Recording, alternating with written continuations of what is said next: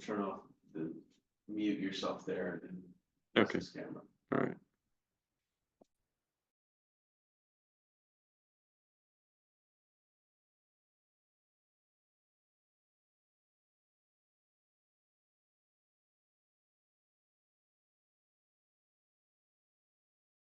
Everybody,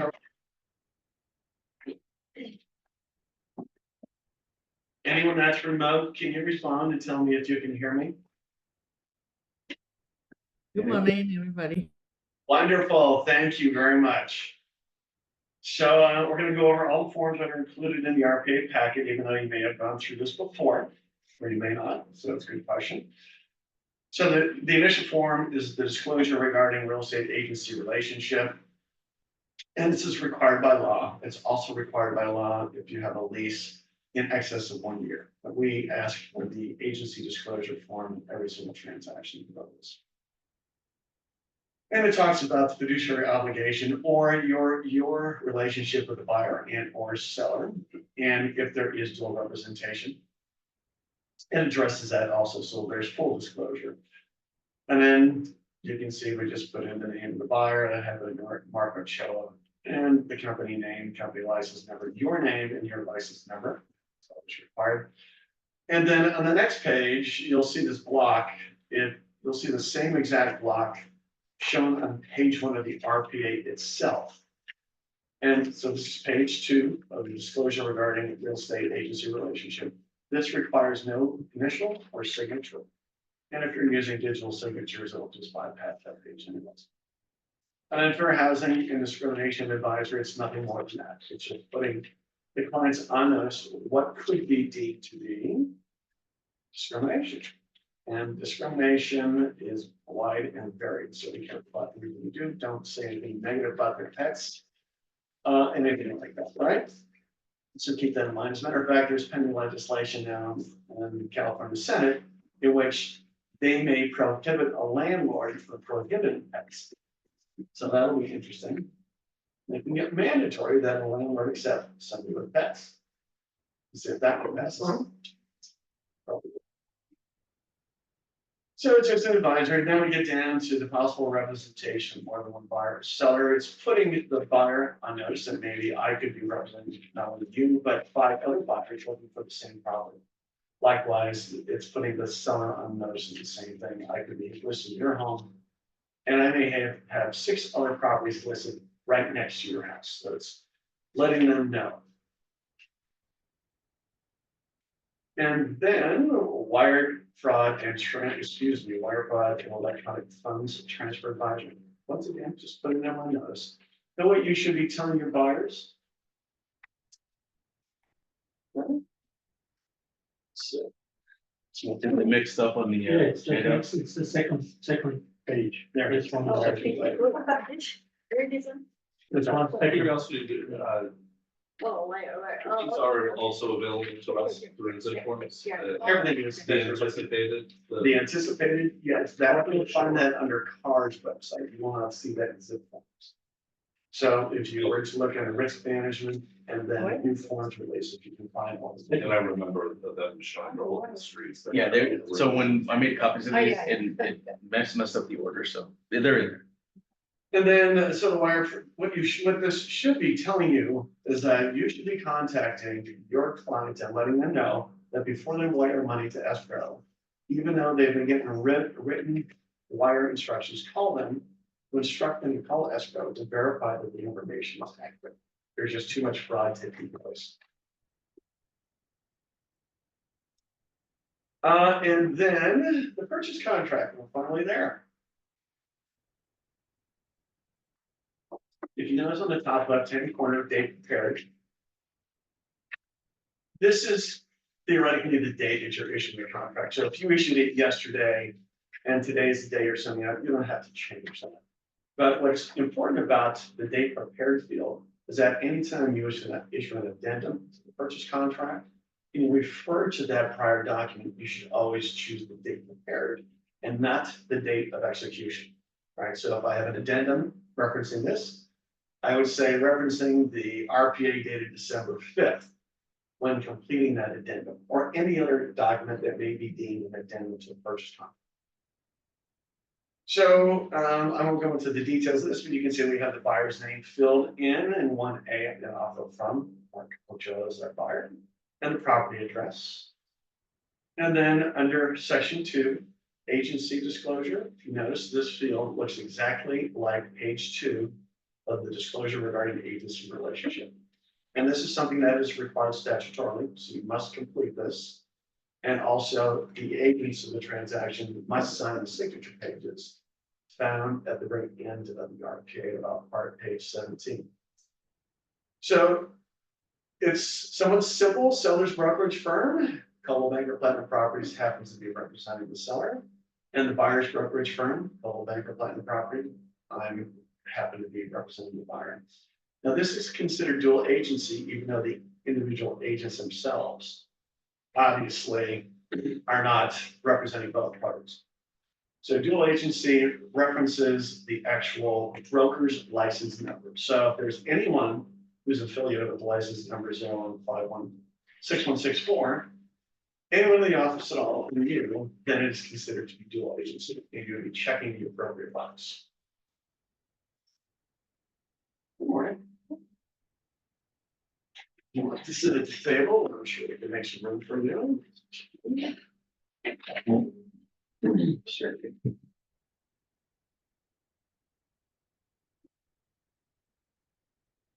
And then the grid under section 3, terms of purchase and allocation of costs. Certainly look at section 3A. And if you notice in the second column, which has a heading of paragraph number, if you look at the details of the full explanation associated with 3A, you can refer down to those paragraphs found below in the purchase contract. In this case, our purchase price is going to be $1 million. We can say all cash if we'd like to. I have a PDF form, so that's not going to change for that. But if we say all cash, then there is no loan contingency. We don't have to specify that there is a loan contingency, but the details of the contract itself indicate that if it's an all cash offer, there is no loan contingency. Section 3B, close of escrow. You can put in so many days after acceptance, or you can specify a date. And what is the date of acceptance? You don't want to take a stab at that? Oh, sure, Rich will. The date of acceptance is delivery following the date of the last signature. So let's just simplify the example. I'm representing the buyer. I submitted the purchase contract to the seller. They submitted that today. The seller returns it, they sign it today, but they deliver it back to the buyer's agent tomorrow. Tomorrow is the date of acceptance. The date of delivery following the date of the last signature. Does that make sense? It's just saying if the seller signed it today and then they didn't return it for a week, the timeframes in the contract will not begin until the date of delivery, a week, not when it's signed. Expiration of offer is deemed to be 3 calendar days after all buyer signatures. So you can specify a time when the purchase contract expires. But once again, if you have your buyer sign today and you submit the purchase contract tomorrow, based upon the language in this contract, there's only 2 remaining days before the actual purchase contract expires. So it's the date after the signature, or 3 days after buyer's signature. Initial deposit amount, that's our good faith deposit. In this case, I'm putting 2% down. But if you notice the language found in parentheses, the percent number above is for calculation purposes. It's not a contractual term. So that means if we negotiate our offer $1 million and now the purchase price is $2 million, the initial deposit will still remain at $20,000.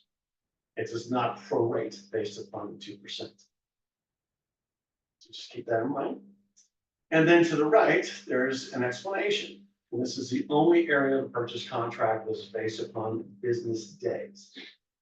And this is after acceptance. So the initial deposit must be made within 3 business days after the date of acceptance. So let's just count this out. So if we have acceptance on Thursday, We count all days, but the third day it falls on Sunday. So then they actually had till the following Monday at 11:59 PM to deposit the good faith deposit. And so you can see how long that can be. Let's assume that acceptance is on a Wednesday. Now, if I'm a listing agent and I didn't counter the 3 days out and say one business day, that buyer would have until Monday at 11:59 PM to deposit their money. Buyers get cold feet. So we count it's business days, but if the date of execution falls on a weekend or a holiday, actually have to the following business day. So Rich, in this case, in first example, you gave you Saturday and Sunday count as business days. They count as days, but no, they will not count as business days. So wouldn't that move the date over to Wednesday? You know, Instead of if counting Friday? acceptance was Wednesday, Right. then we would Oh, say, okay. I thought it was Thursday. okay, it depends, I guess. Yeah. So then it would be, so if it was on Thursday, acceptance was Thursday, then you'd have Friday, Monday, Tuesday. No, I'm sorry, no, I'm wrong. You're correct. So if you did it on Friday, they have to Wednesday, So Saturday and Sunday don't count. they will not count. Section D, to increase deposit, perhaps it's where we're seeing using if there's a milestone. Rates that once all contingencies are removed, maybe the buyer has to deposit more money. Or you can see to drive upon them for all contingencies. It would be rare, if never, that I see anything like that, in purchase contract, at least for residential property. Is it used maybe for like higher dollar properties? More commercial, I would say. It's usually commercial transactions, maybe based on the term of the process is an extended period of time, so. Once these milestones, you basically make those deposits. Then the loan amount, in our case, we're saying that we're gonna borrow $800,000 or 80%. And then if you look below, it says a fixed rate or adjustable rate. Now, please always, the very first bullet points, insert an interest rate not to exceed. It becomes a contingency for the buyer. If you don't insert an interest rate and rates go up to 10%, the buyer qualifies, they cannot cancel based upon the loan contingency. But if rates go, in our example, more to a rate greater than 7.25%, they could cancel based upon that reason. And then also buyer to pay points, I suggest inserting 0 points. And then if you look to the right, conventional or if checked, now conventional is the default response. So the buyers need to be getting conventional financing. And this is all very important. Buyers can get FHA financing, obviously VA seller financing. So keep that in mind. Whatever financing the buyer is intending to obtain, you should be checking the right box. Now, the difference between FHA and VA, one of the biggest aspects is the fact that the contract requires an amendatory clause. So FHA and VA loans require an amendatory clause. And that means that, let's assume we have a purchase price of $1 million. If it appraises for less than $1 million, the buyer can cancel without any repercussions. Even in the event the buyer were to remove the appraisal contingency and it never appraised at $1 million, up to the date of the close of escrow, the buyer could cancel. Is that a mandatory clause gives them the ability to cancel regardless of what takes place if the appraised value comes in lower. Is this something new? Or is, It is not, okay. well, that's interesting. I just think I never there's- necessarily realized that. There's just not a lot of recognition. We don't see a lot of FHA or VA loans around here. Okay, but this is restricted to just FHA. Yes, and VA. it is, correct. And the mandatory clause, it's a contractual covenant that means all parties have to include or add that addendum if there is FHA. financing. And then section E2, additional finance amount, if you're getting a second deed of trust or using an equity line. And then section E3, occupancy type, this is very important. The default is primary occupancy. I'm gonna own that, it's gonna be where I live. If it's an investment property, you should be checking the box for secondary and or investment. And the pre-approval letter that you should be, assume your buyer is going to loan, should match the fact that it's an investment property site. If I'm a listing agent, and you check the box investments, and you give me a pre-approval letter that doesn't specify it's for investment property, I'm gonna reject that pre-approval letter and at least not find it acceptable. So keep that in mind. So be sure to check the correct box when you proceed. And then the balance of the down payment, it's just math. It is $1 million less than a $20,000 initial deposit, leaving $180,000. Any questions about that so far? Okay. Section G1. Seller credit, if any, to buyer, and this is becoming much more common. I put in a $50,000 credit. And just like the initial down payment, excuse me, the good faith deposit, if the purchase price goes to $2 million, this dollar amount will always remain the same. So I'm not going to get a 5% closing cost credit from the seller if I'm paying $2 million versus $1 million, which is our offer price. And this is very important, seller credit to be applied to closing costs or other. Now, the contract states specifically that if you don't use all of the closing cost credit or are unable to use that, you lose it. Unless you specify in the contract that any unused credit will be used as a direct price reduction. So if you're requesting a credit, if you can see in G2, this would be the suggested language you would include in the purchase contract. Any unused or unapplied seller credit shall be used to reduce the purchase price by 11. Because if my closing costs were only $30,000, if the seller insisted that I adhere to the contract, I could lose a $20,000 benefit as the buyer. So as the buyer's agent, that's very critical. It's very critical that you protect your client by inserting language like that. Section G3, this is going to change right now. Sorry, back to that, would you recommend always checking that box and just because later on in the process, we know that you may negotiate something in the form of an addition to the credit? I would think at the time you negotiate it, you would, because if you have, Oh. I guess you could amend include, it you could then. just, yes, so you can include that if you're negotiating the credit or increasing the credit. So you can add it at that point. Yeah, otherwise it's telling, right? It's saying I'm Yeah. I'm trying to get you for more later on. No, that's a good point, but yeah, I think it's gonna be telling you exactly what your intent is. Yeah, And remember, if your client's getting a loan, it's critical that you notify or have the buyer notify the lender as soon as possible, because it requires lender approval for any closing cost credit. I have a question. What's that?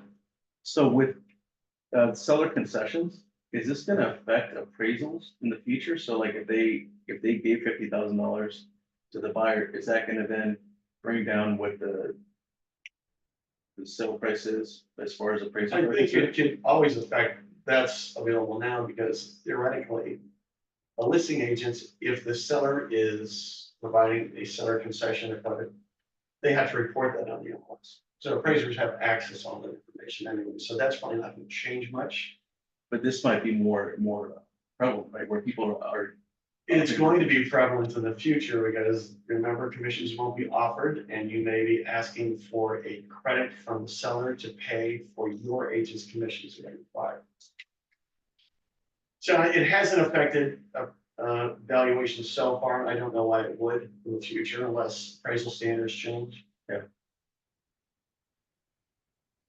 And then section G3, seller agrees to pay the obligation of buyer to compensate buyer's broker. So if I have a contract, I'm the buyer with my agents, and there's insufficient commission being offered or no commission being offered my buyer's agent, check this box and ask the seller to pay my agent's commissions. So that's going to become completely prominent in the ensuing revision that's going to be coming. I would say almost not in every case, but unless the listing agent is offering compensation, the seller may not be offering any compensation. You would be asking, or the buyer would be negotiating with the seller to pay the buyer's agent's commission. Verification of all cash. When you're submitting an offer, you should have bank statements, investment account statements, so on and so forth attached. You can always redact the account numbers. I suggest doing that. So you can remember, attach it, the default is that these documents are attached. The listing agent is probably not going to look at your officers unless you have evidence that you can actually follow. And then verification, down payment, and closing costs. Yeah, obviously in our case, want to make sure we have at least $200,000. And when you're looking at these account statements, the account holder, the name of the account holder should match the name on the purchase contract. If it's not in the individual's name who submitted the purchase contract, perhaps they don't have control over that money. Or maybe they give you a business account statement. Well, how do you know that they have control over that money? So you should be asking for evidence. Or they may actually have to transfer that money into their individual accounts. So we'd rather obtain that documentation up front, especially if you're a seller or listing agent, because once you're under contract, now you have to go through the process of submitting a notice of form, and the property's off the market. And then H3, verification of loan application. So you should be attaching a pre-qualification pre-approval form, fully underwritten document showing that your client does qualify for the loan that you intend to obtain. And remember, if you, in our case, we said we're putting 20% down, so we should be applying for a loan amount of $800,000. If the buyer chooses to apply for a loan of $700,000 or $900,000, and they are not approved, they're unable to obtain those loans, because the buyer did not adhere to the terms of the contract, the buyer cannot cancel based upon the loan contingency. So it's important that you follow the terms that are on there. It doesn't prevent a buyer from pursuing alternative forms of financing. It's just, if they're denied financing, they can't use that as a reason for canceling the contract. They can't invoke the loan contingency. So a lot of times we'll see buyers that come in and they state they're going to pay all cash, and then during the transaction, then they change their minds, or their intent was to get a loan from the very inception. That is not a violation of the contract. That they don't get the financing, they're still obligated to close as agreed. So keep that in mind. If you're a listing agent, someone surprises you later on that they're getting a loan, you don't have to cooperate, but you can't stop them from proceeding.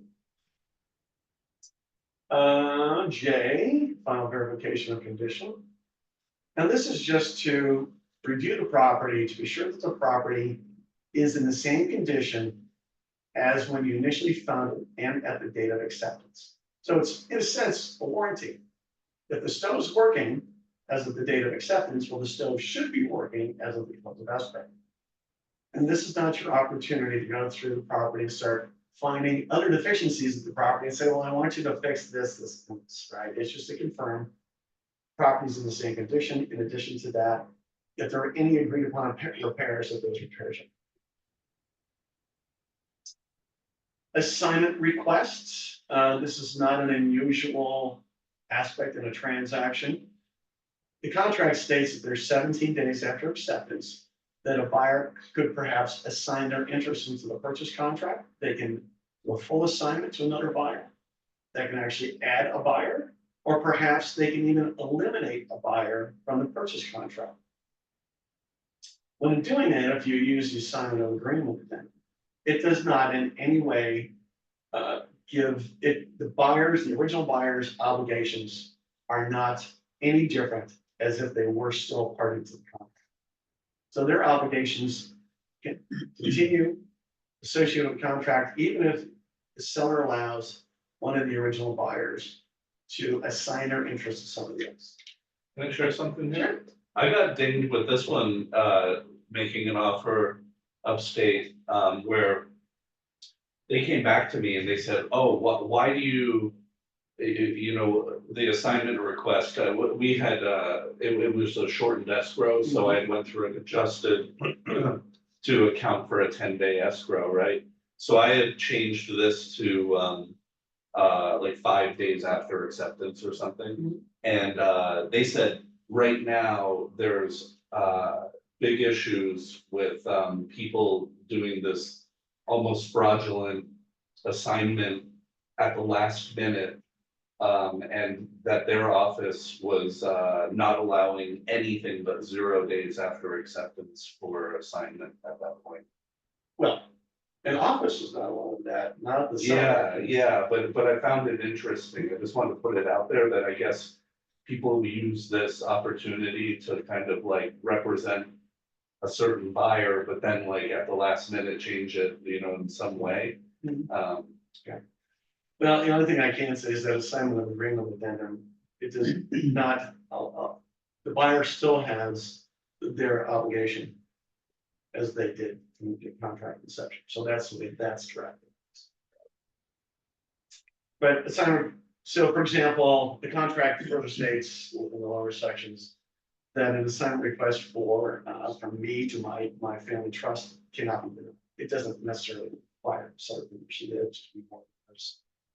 To a third party, it requires the seller's acknowledgement. The seller doesn't have to agree, but they can unreasonably withhold the assignment agreement. And we've seen that a lot.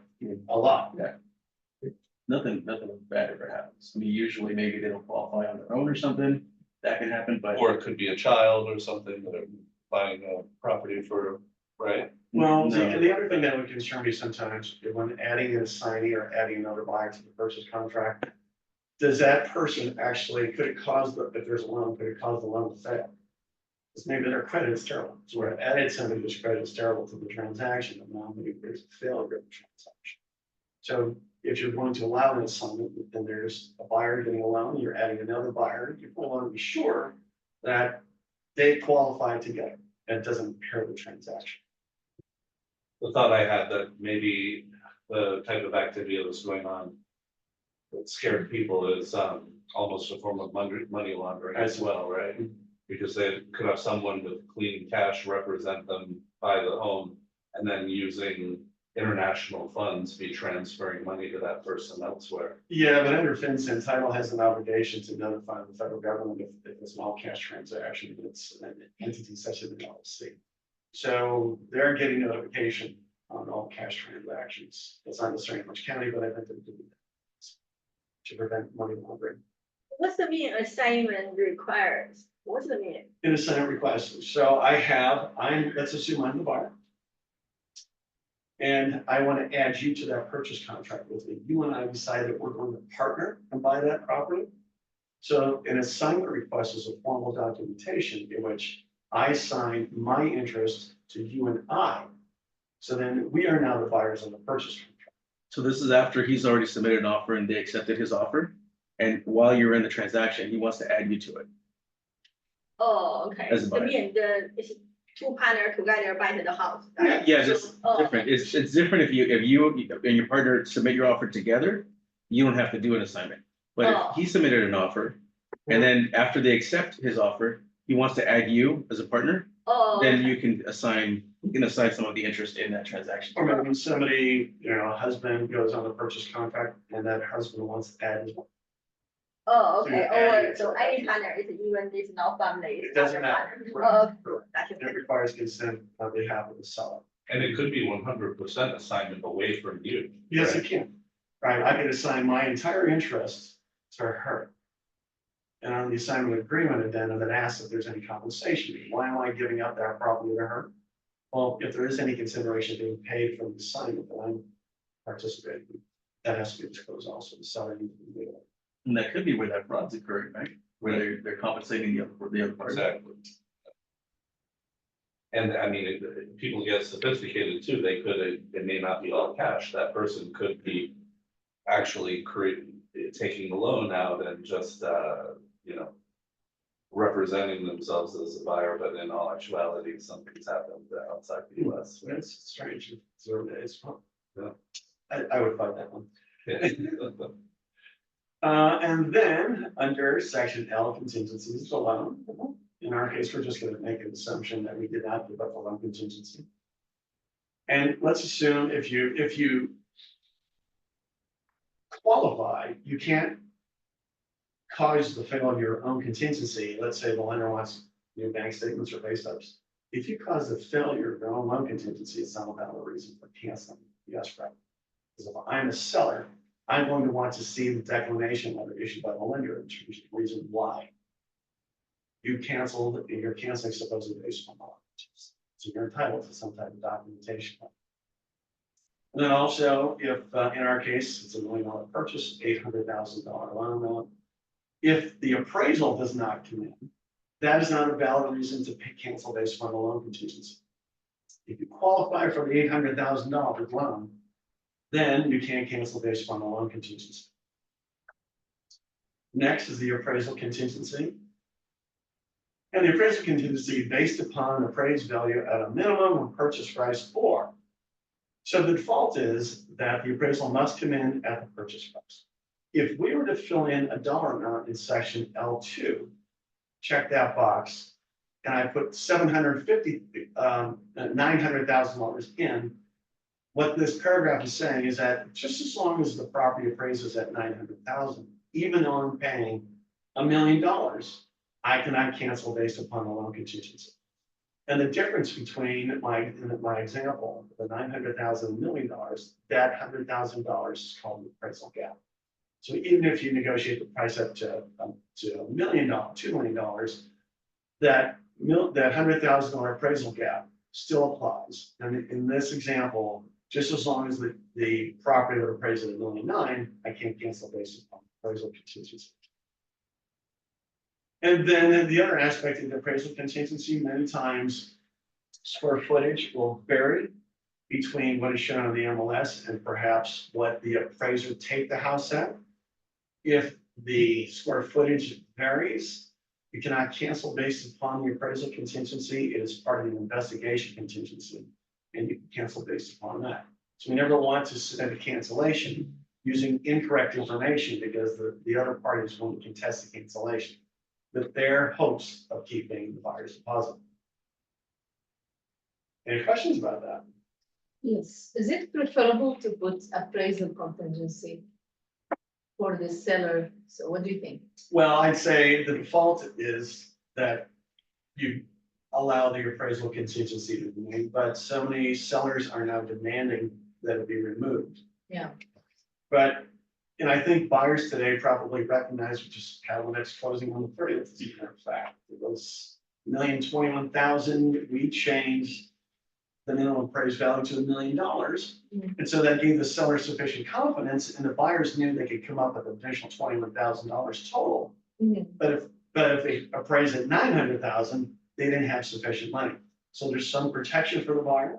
Then also tells the seller, hey, we're willing to pay more than the purchase price.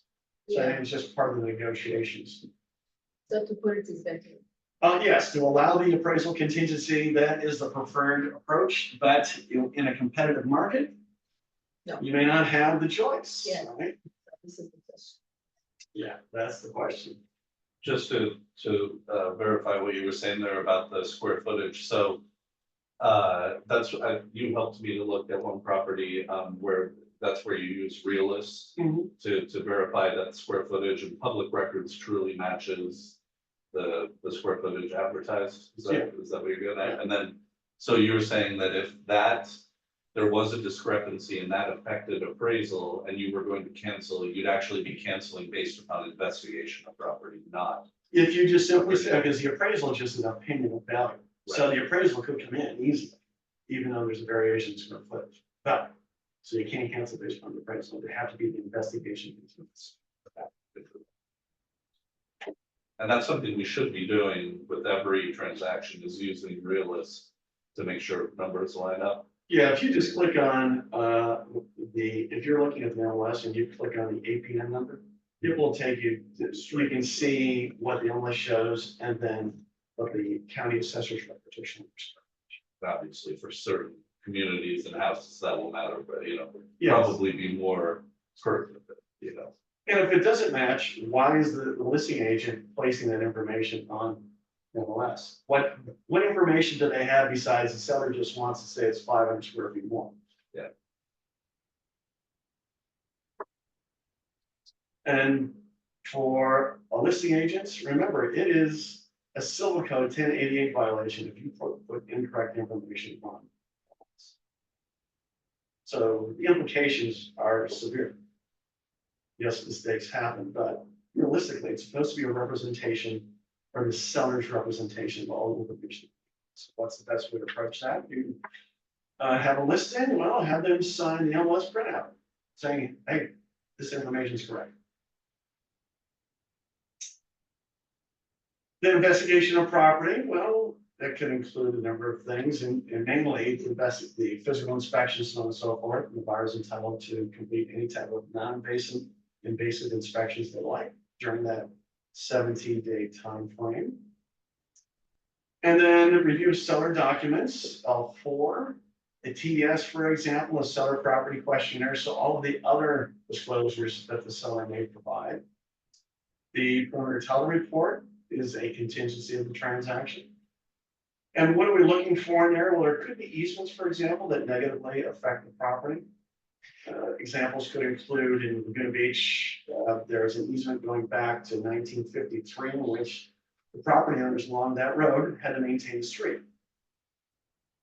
So if you don't look at the preliminary title report and dig down sometimes, then you may come across some adverse information later on when it's too late. And the seller documents, I'm telling you, looking for you reviewing the seller documents, both as a listing agent and as an agent representing buyer, it's critical. You have an obligation to review all documents for them. But there's so many items in those disclosures in which a seller or a buyer may not be familiar with, so they need your assistance. We talked about the preliminary title report. And then also, when you look at the prelim, perhaps there's something that would cause the seller to not have the ability to transfer title. So you should be looking at that information. Maybe there's 3 people on title, but only 2 people signed the purchase contract. You have a valid contract? Well, possibly not. Common interest disclosures. Yes, they are long and lengthy, but it's important that you go through them. You should be looking at the budget. Together with the budget, you should be looking at the reserve study. The reserve study is going to tell you if there are sufficient reserves to replace the roof, roads, so on and so forth. So reserve studies, I've witnessed many as low as 18%. That means they're 80% or 82% underfunded. And what does that tell you? That it's likely that there's going to be a special assessment coming. Or in other cases, Fannie Mae and FHA have pulled their approval of condominium projects when the reserves are exceptionally low, or if insurability is an issue too. And if it's if Fannie Mae had approved the project, but then they pulled the approval, it's deemed to be non-warrantable. And the only way to finance something like that is through the hard money law. Or any litigation against the HOA. Yeah, it can be, yeah. Lenders obviously don't like any constructive defect litigation. There's always something usually that's going on, so they follow. So someone recently sued the association because they're complaining about the installation of the neighbor's AC unit. It's $2. So that was just a new one. I haven't seen that one before, right? That's rough, and that could affect someone's ability to get It financing. could, right? Depending upon the lender, you know, of course, you wanted more information. And then section L7, review of lease or lien items. And this is very common today. People have solar panels in many cases. If they're considered to be chattel, it is not real property and it's owned by the lender until it's paid off. So we'll be aware of that, looking at the title report. And if there is a leased or lien item, then the buyer has to make a decision if they're going to assume that obligation, and that is a contingency of the contract. And if there's a PACE or HERO loan, if they're getting a traditional Fannie Mae loan, Fannie Mae will not close the loan without those being paid off. So PACE or HERO loans will actually show up on a homeowner's property tax bill. It's going to show up as an additional line item. Keep that in mind too, right? So there, you know, those loans are for energy efficiency, things like that. And then sale of buyer's property. It is deemed to be the default that I am not, excuse me, a sale of buyer's property, right? It is not I don't have to sell my existing property unless I attach forms to it. If I have to sell my existing property, it would attach contingent upon the sale of the property, and it puts the seller on notice, obviously, that I have to go through that process. Is it related also to 1031 exchange? Well, there's no obligation for a buyer who's involved in a 1031 to disclose that they're a 1031. However, the source of money is going to be from that 1031 exchange. okay. So they're going to have a settlement statement Mhm. that they're presenting. So if I'm the listing agent, it's going to put me on notice. Mhm. So disclosing it, you don't have an obligation to, but you're going to be giving information that's associated with that transaction. Either way, it's document that you have sufficient money. And then, let's see, time of possession, well, the default is on the date of recordation at 6 p.m. Then the buyer has possession of the property. Excuse me, upon notice of recordation, so there is no time, whenever it was. So you can specify when possession is going to be turned over. And then under section N1 also talks about a tenant occupied property addendum with TOPA. Perhaps the property is tenant occupied, so we want to address that. We want to know when that tenant's going to be out. Most likely, you may not want to take possession of that property until the tenant is out. The tenant doesn't move out as agreed in the purchase contract, the buyer can cancel. And also, it just puts everybody on notice. And the purchase contract itself, if you're buying a property that has a tenant in it, it does not talk about prorations between rents nor security deposit. So if it is tenant occupied, you must use this form because it will address how rents are going to be prorated through escrow. In addition to that, security deposit should be paid from the seller to the buyer through escrow.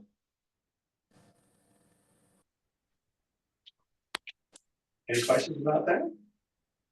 Okay, seller, let's see, N1 seller delivery documents. So the seller is 7 days after acceptance to deliver all the seller disclosures. And that's very important because if you read the body of the purchase contract, it could affect the contingency period. So now we see a lot of contingency periods that are greatly reduced. And maybe they're reduced to 10 days. If in the event the seller delivers the seller disclosures on day 8, the buyer is going to have the greater of the 10-day contingency period or 5 days following receipt of the disclosures. If the contingency period was still 17 days, it wouldn't matter. But the buyer is entitled to additional time. So whatever the greater time frame is, they're entitled to. It's going to be specified the expiration date of contingencies or 5 days following receipt of the documents. And then N2, sign and return escrow holder provisions. The escrow instructions are to be signed and returned contract. And then N3, time to pay fees for ordering HOA documents. Well, the seller has an obligation within 3 days after acceptance to order all the common interest disclosures. And then N4, install smoke alarms, carbon monoxide detectors, so on and so forth, within 7 days after acceptance. And this becomes more important if somebody is getting a loan and there's going to be an appraiser coming out. If the smoke detector and carbon monoxide detectors are not installed before the appraiser gets there, actually within 7 days, and the appraiser has to go back out to re-inspect because they weren't installed, the seller is obligated to pay that cost. Any questions? No? Okay. And then section P1, items included and excluded. Many of the items are actually shown in the body to be included, but if there's any doubt, check the boxes or add it. And just because a flyer or the MLS says that the washer and dryer are included, unless it's contractually noted, they are not going to be included. So don't put yourself in an awkward position in that regard. And then P2, excluded items. Maybe you want them to remove something from the property. Put it in. And then Q1, natural hazard zone disclosure. It's the report. So it's customary that the seller pay for the report. Check the box for environmental, that's important also. And what has become a very prominent aspect of the NHD report, it's going to tell you if it's near ordinance. Probably more importantly now, if it's near hazardous sites, and then even more importantly, is it in a high fire zone? So that's going to be another aspect that you want to look for And why is that important? If it's a high fire zone, you can probably rely on the fact that homeowner's insurance is going to be more expensive. And you want your buyer to start pursuing homeowner's insurance at contract acceptance. Don't wait. So many insurers have pulled out of the state. So let's make sure that they're pursuing insurance as soon as possible. And insurability is a contingency of the contract, by the way. Oh, yeah, I remember you mentioning that in the past, that is one of that's the new contingency they've added, right? Did we have a section for that? Is there even a line item for that though? For The home insurance, the insurability? it will be. It will be. but It's not, in the it's not, form. but if you look at the body, it's still considered to be a contingency of the transaction, but now it's gonna be spelled out separately. That's what the difference. So it's one that you'd be able to, there will be a length of time associated with it as well and. all of Yeah, that. so I would assume it's gonna be 17 days, just like everything else, right? And then Q2, it's just a blank, but you could actually put in, if you want a pest control report paid for by the seller, that's common. If the report's issued, you can negotiate who pays for the repairs, within the request for repairs, and I suggest that kind of approach, as a matter of fact, right now. Q4, who's going to pay for the installation of smoke alarms, carbon monoxide detectors, and water meter budget? Customarily, the seller pays. And then Q5, government required point of sale inspections reports. You can actually, I would say customarily, the seller is going to pay. So one of two things. Today, most listing agents are going to counter you out if you say seller pay or seller pay for Q5 or Q6. And examples of reports that they're not going to want to pay for would be the inspection in Newport Beach. It's required of every single transaction. You can actually pay a fee to have it waived. Or in the city of Laguna Beach, there's a real property report, and that's about $600. So a lot of times people don't want to pay for that, or more importantly, the other reports that could be, or remediation that could be required would be associated with water conservation plumbing fixtures. Even though it's not a point of sale, if Q6 is checked and we say seller pay, if that house was built in 1950 and never remodeled, you can bet every single faucet and toilet in that house does not comply with today's standards. And the seller would be required to update all those sets that are in compliance.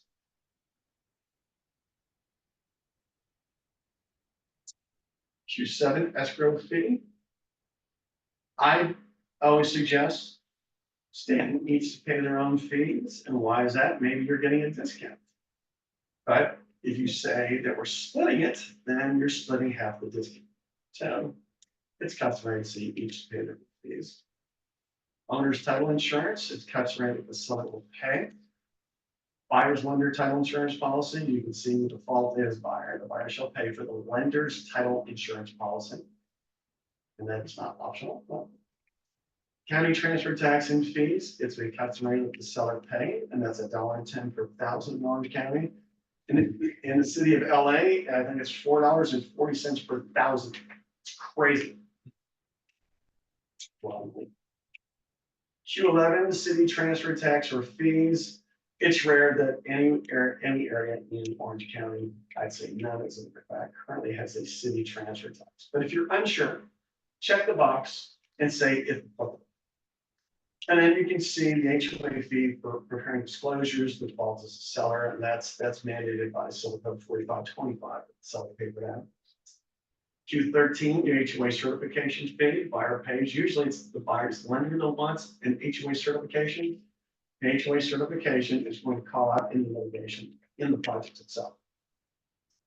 And then HOA transfer fees, even though either party can pay, customarily the seller will pay. Private transfer fees, the only area I'm familiar with is the Dare Ranch, so I think it's 25 basis points or something like that with selling price. That's paid to a management company for landscape remediation, so on and so forth. And if there's other costs or fees that you want to address, you can write them in Q16 and Q17.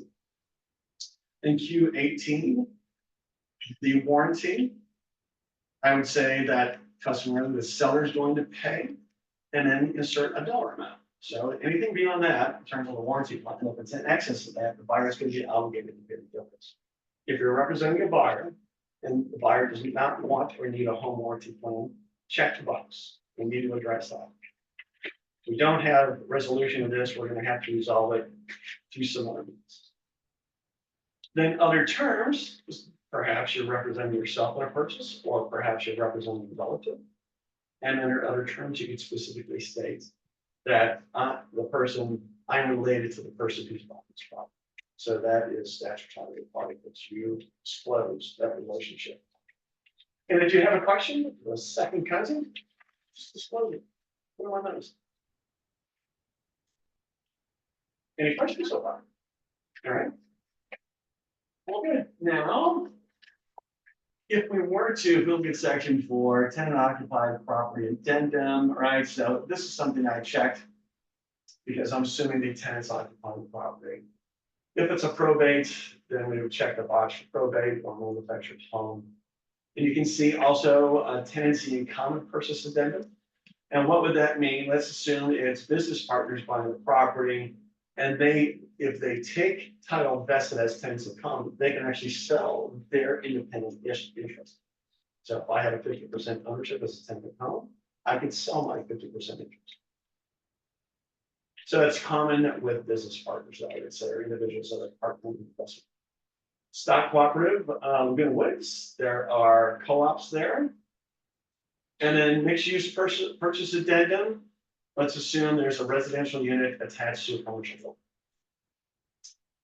And then if we, under other addenda, you can see the very first box is addendum number. And let's assume we're attaching an addendum to this. So we want to specify addendum number 1. I'm not going to go into all these right now, but backup offer addendum, that is one I will address. If the buyer is in a backup position, or it's the property sold and they want to put themselves in a backup position contractually, you would attach this addendum.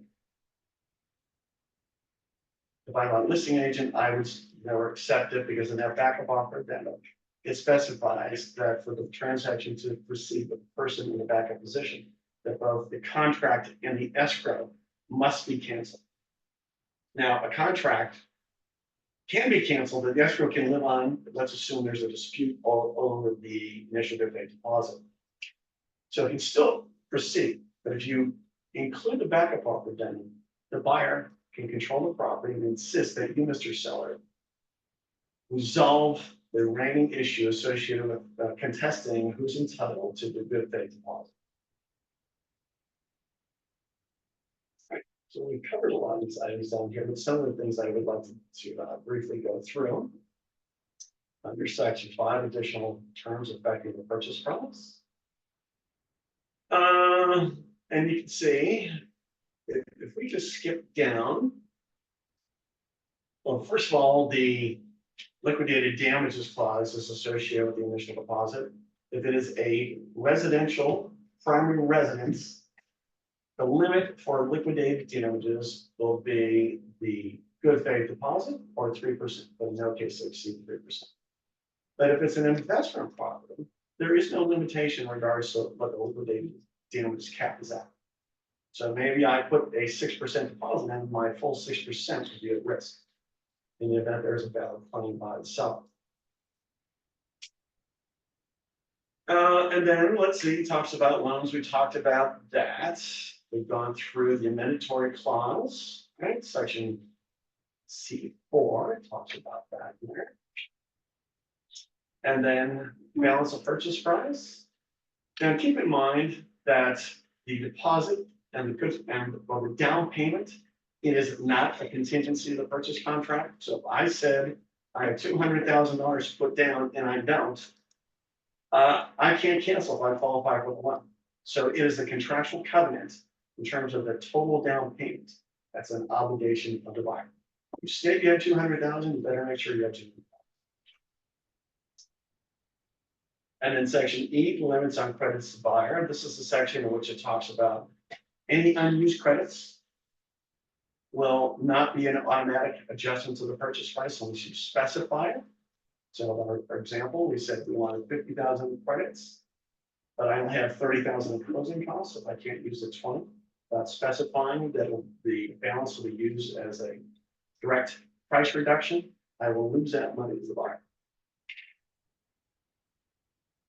And then buyer stated financing, it defines all types of financing. All cash is considered to be financing.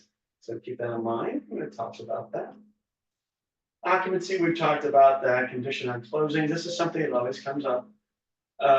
Unless otherwise agreed, the property shall be delivered as is in its present closing condition.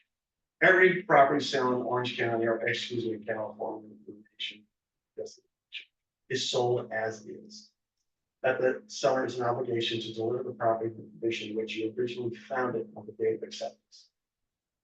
So selling your property as is does not relieve the seller of their obligation to disclose any deficiencies in the property. And we talk about seller remaining in possession after close. If the seller is going to be there for 29 days or less, you would use a seller possession form. More than 29 days, a residential lease after sale. And then I'd say in terms of negotiate, if you know that the seller wants to remain in the property and it's a hot market as it is today, maybe you don't negotiate the terms of that lease back up front because the seller may not like the terms that you're negotiating. So agree to a lease back, not to exceed so many days, but then don't specify the terms if you're submitting an offer. Is that the market's $6,000 and I want $6,000 as the buyer, but the seller's only willing to pay $2,000. And he sees that in the contract, then they may not proceed with our offer. So if I'm the seller, I kind of want to know what those terms are up front. But when you're submitting an offer, I would not define the terms of the lease back. That's something you know the seller is looking for. We talked about contingencies and removal of contingencies. We talked about the appraisal contingency, the investigation of property. We talked about the review of seller documents such as the TDS and the seller property questionnaire. And then title, it's a contingency, right? Reviewing the prelim, but then obtain clear and free title. And the contract states that they are not assuming any financial obligations of the seller unless the buyer agrees to that. People will say, how do I know that the loan is going to be paid out? Well, first of all, contractually, it's specifying that unless you negotiate something other than that, title's not going to allow it.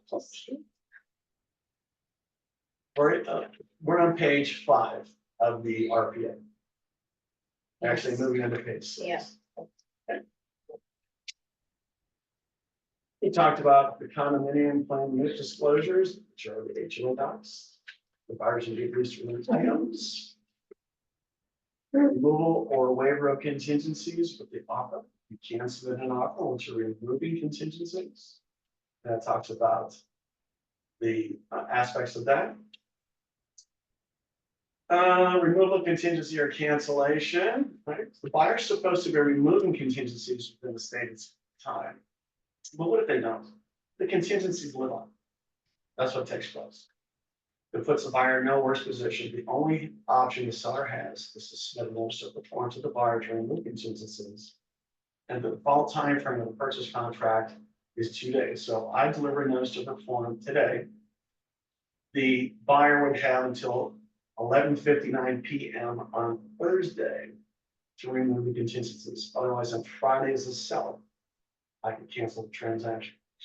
If I, as a seller, did not deliver all the required seller disclosures, then I cannot invoke that clause. So I have an obligation to deliver all those disclosures before I cancel the transaction or cause you to remove your contingencies. If, for example, we get a notice to perform on Friday, it's going to be the execution of the event can only fall on a business day. So I gave it to you on last Friday, and that would mean I'm going to count all the days. There's 2 days, but last Monday was, or yesterday was a holiday. It actually had until Tuesday, 11:59 p.m. to remove the contingencies. Question.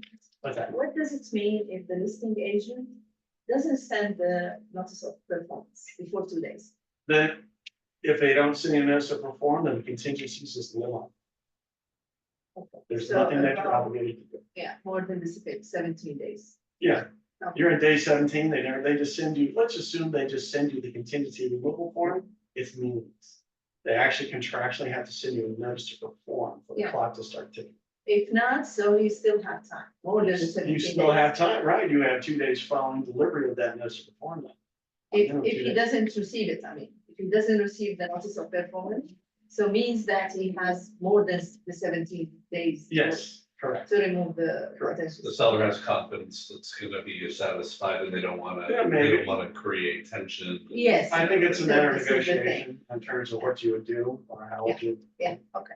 Well, I think you answered it for me, so you really need to act and send the notice to perform, you can't, even though it's contractually there that the contingency is a period of time, they can't just choose to cancel outright, Correct. they have to send that They have to notice, so send that there's notice. always gonna be that extra buffer of a couple days, huh? Yes. So when you're considering adjusting your contingency periods, I mean, I don't think I've really considered that in the past. It's like you should always buffer 2 days. You should. Yeah. Yeah, so it's just gauging what's going on, right? A lot of times people are they're making such aggressive offers, they're saying, well, remove our contingencies in 5 days. Yeah. Well, it's highly unlikely they're going to do that. But if you're the listing agent on day 3, you should be delivering your notice of reform to be sure that they're gonna be performing with timely manner. Because buyers will stretch it out. Unless it's not at his hand, like, one of the contingencies is something from the HOA and the HOA did not provide it. some Well, yeah, if information. the seller, that's the seller's obligation to provide the common interest disclosure. Yeah, Yes. so this is the. Yes. Remember, in your example, if the seller doesn't deliver those disclosures, let's assume it's a 5-day contingency period. If they don't deliver until after day 7, you're gonna have 5 more days. Yeah, okay. Then items included, everything that's fixed. So if it's a TV that's fixed to a bracket, the bracket's included, the TV's not. Lease or lien items, we talked about that, allocation of costs. In that grid, that determines the allocation of costs. Point of sale requirements, that could be water conservation funded fixtures, which are not a point of sale requirement at this point in time. And then statutory and other disclosures, I'm skipping over some of these things. The TDS, let's assume that all contingencies have been removed. I don't know why we did it. At this point in time, let's just assume that the seller never delivered the TDS, transfer disclosure statement. Well, upon 5 days after delivery of the transfer disclosure statement, there's a 5-day right of rescission. If delivered electronically, if it's delivered in person, it's 3 days. So that theoretically could open up the ability or give the ability to the buyer to rescind the contract. So you have to be very careful about that. Be sure that all those seller disclosures are included. Same thing with the seller property questionnaire. Or what if I removed all contingencies and we're moving along and then the seller notifies me, oh, by the way, I made a mistake, there was an insurance claim. That opens up the rescission period. But if I obtain that information through a third-party report, it does not open up the rescission period for the buyer. There's a difference. Did I hear you say that even if you've removed all contingencies, you still have that rescission period? The If buyer, a seller disclosure occurs thereafter. Okay. And it's not, the information isn't provided to the buyer through a third-party report. I do remember you mentioning. Yes, so let's assume they remove all contingencies, then they decide to have one more roof inspection, the buyer does. And they find out that it's gonna be $50,000 to replace the roof, that's too bad.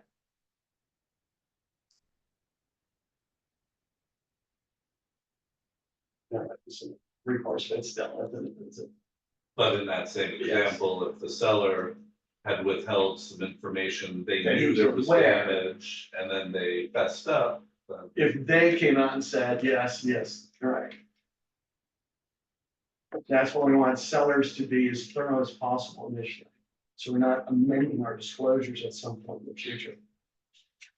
The offensive space disclosure, you would, to look at that information, you'd be looking at the NHD report. Some of these things I'm just going to by. But withholding taxes, this is very important. The buyer has an obligation to obtain from the seller the taxpayer ID. If the seller is a non-resident alien, the seller is likely to be subject to backup withholding. And that would mean if the purchase price is more than $1 million, it's 15% federal and as much as 3.3% state for the franchise tax code. And if the buyer doesn't withhold, because the seller does not have a taxpayer ID versus non-resident alien, they could be responsible for those obligations. So we see more and more transactions in which sellers do not have or are non-resident aliens, meaning they're subject to back withholding. Then the question becomes, how do I recover that money? Well, you'd have to file a tax return with the IRS. An escrow will manage the withholding for you. We had that for our personal home purchase. And I'll tell you, that letter was a little shocking at first when I did receive it because they did not pay their tax. And we got the letter saying, hey, now you owe this, because of course it's considered, you are responsible as the buyer, We right? are, But of course, escrow had the money held for us, but fortunately, that wording of the letter, all of a sudden you get like a bill for 20-something thousand bucks or whatever. yeah, actually, what we've been witnessing, we're talking about $200,000. Yeah. It's a lot of money that you're responsible for. Yeah. And keep in mind, as the buyer, you're obligated to keep that disclosure from the seller shown, in which they gave you a taxpayer ID Mhm. for 5 years following the year in which you close escrow. Close escrow in January, you've got 5 more years after that to maintain that Record, just. yes, the record that the seller provided indicating that they're exempt from withholding. You have to rely on their representations, but if you know something, or the agent knows that the person's lying, And in the end, if they choose not to pay the tax, they really lost out, right? Because they overpaid. The withholding is more than what they're going to do. Lots of money. The lazy move to not do it. And of course, they started scurrying in our transaction. Of course, the sellers scurried. Oh, well, what do I do now? I mean. the Close buyers- escrow, that's not your problem.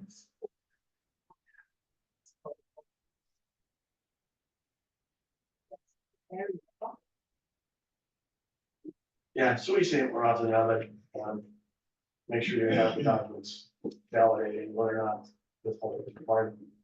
We talked about a buyer's investigation of property, and owners affecting the property. And then title investing, right? That's always important for a buyer. They'll ask you, how should I have my property invested? That's a question. You should speak to their attorney or CPA. But what do we see typically for married couples? Our registered domestic partners, often it's community property or loan survivorship. That is by far the best approach for terminating. Is upon the passing of one of the two individuals, property gets a full step up in basis up to today's value as of the date of death. Whereas if it's the other option, then you only get a 50% step up in basis.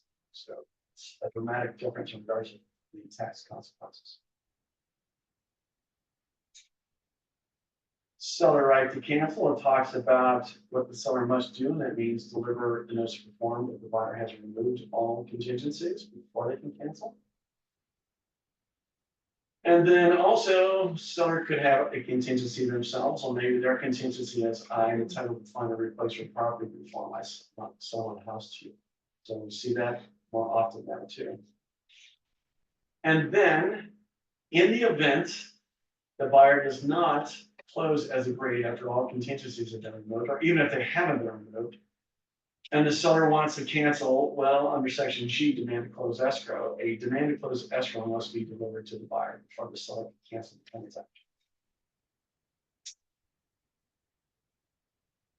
Shares are supposed to be done in a good and skippable manner, and the seller has an obligation to provide you receipts for all the work. Talks about final verification of condition, prorations of property taxes and other items. That is something that will manage for you. Joint escrow instructions, the escrow instructions will become a part of the purchase contract, although they will not prevail over any of the terms in the purchase contract. And then let's see, in terms of costs, assignment nomination, we talked about the assignment agreement if that were to take place. It talks about the fact that the seller cannot prohibit assignment if it's, for example, from you to a family trust. They can't stop that type of assignment. And then the definitions, I always like to get down to this, this is very important. Once in acceptance, it is the date of delivery of the documents following the date of the last signature. So that's very critical. Escrow may not always know when acceptance occurred because sometimes they'll see signatures dated to date for both the buyer and seller, but perhaps the purchase contract wasn't delivered until tomorrow. So tomorrow would be the date of acceptance. The contingency periods, of course, of escrow, it's all predicated upon the date of acceptance. Agent self-explanatory agreements, purchase contract and all addenda. As is, it talks about that the seller has an obligation to disclose all known material defects. Authorization, yes. So sorry, with the acceptance, then that tells me that if there's a discrepancy, especially if it was, say, 2 days or something Mhm. delivered after fully executing the document, your best bet is to make sure that you just send that email as proof to escrow Yeah. early on and make sure there's never going to be something contested later on, right? But don't let them, if you can avoid, we don't want them to issue escrow instructions. Because if you miss it in the escrow instructions, could it be amending Yeah. the transaction? Right.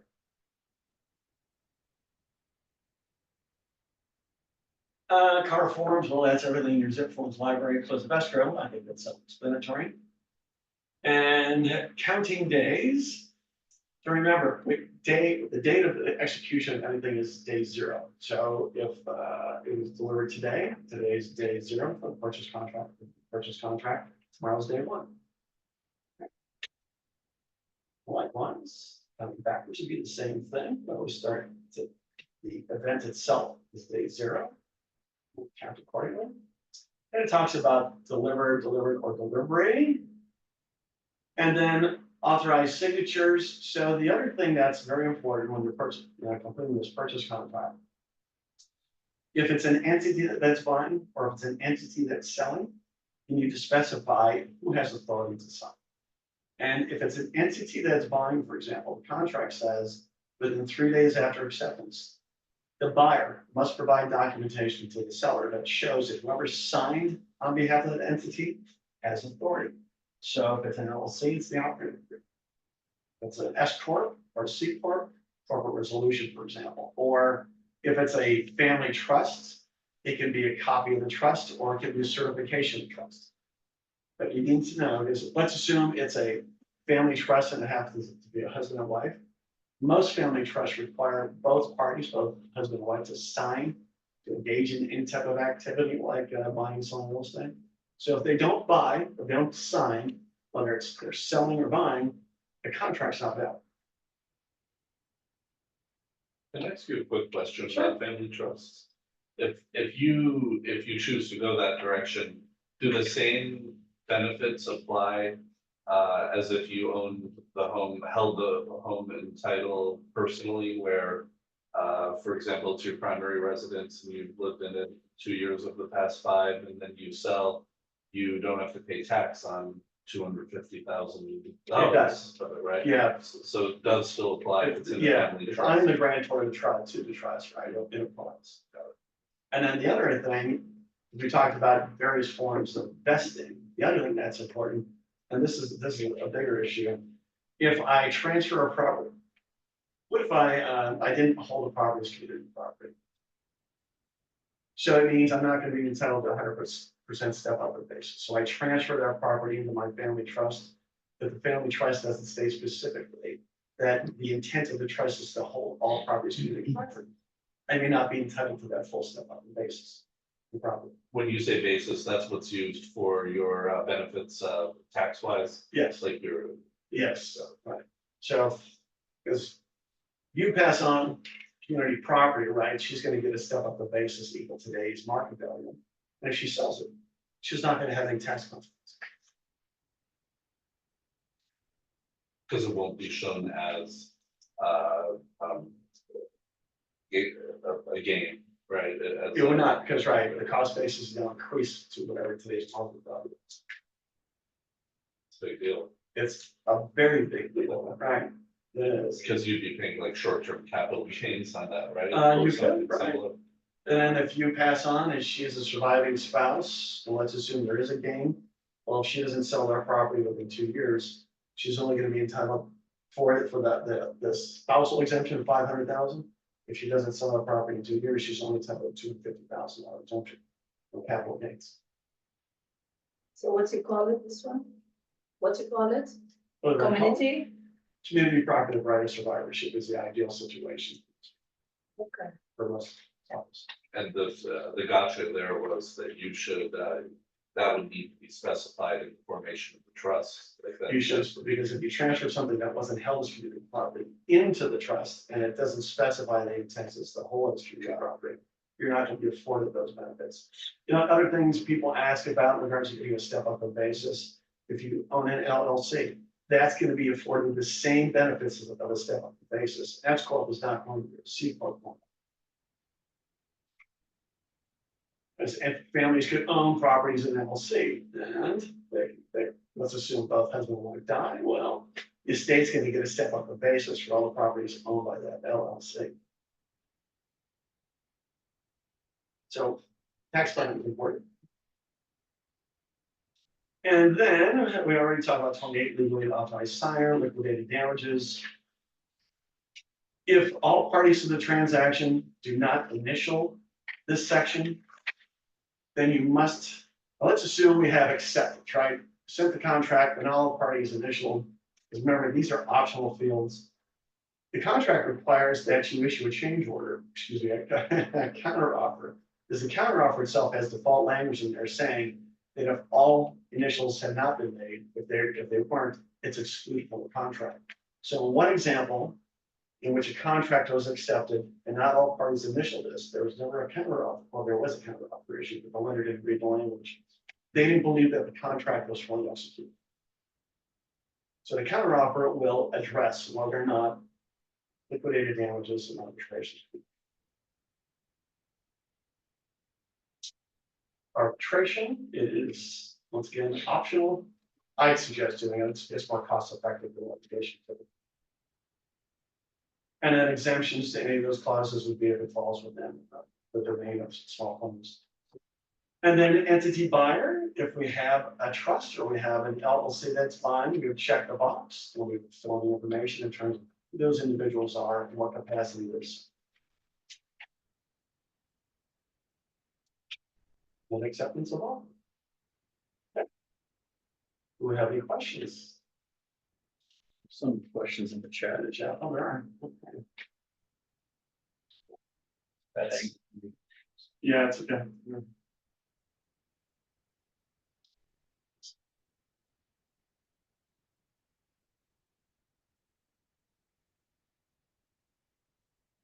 So Joyce Anderson, you said, do we fill out an AAA for the assignment of agreement? I think it's when you were talking about dual agency board. No, it would not be required to have that. Only if there's, say, for example, two agents representing the seller or representing the buyer, then we would use the additional agent acknowledgement. Right. Let's see. Do we need to sign buyer and seller and broker representation agreements? You will be required to sign a buyer representation agreement. It hasn't taken place yet, but possibly late June, July, will all be required to sign a buyer representation agreement at this point in time. They're not required. I suggest that you do. And part of the reason is it's happening on a very limited basis, but a buyer representation agreement is going to specify how much the buyer has to pay.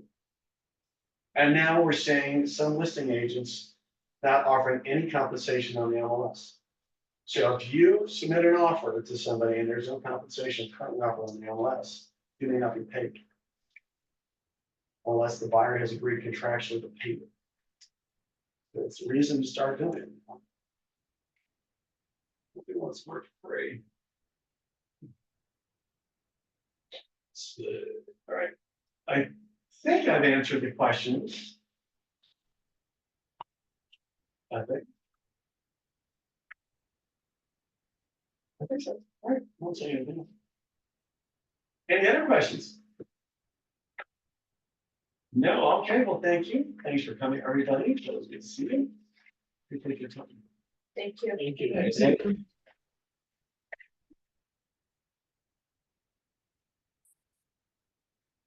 And you said the new forms most likely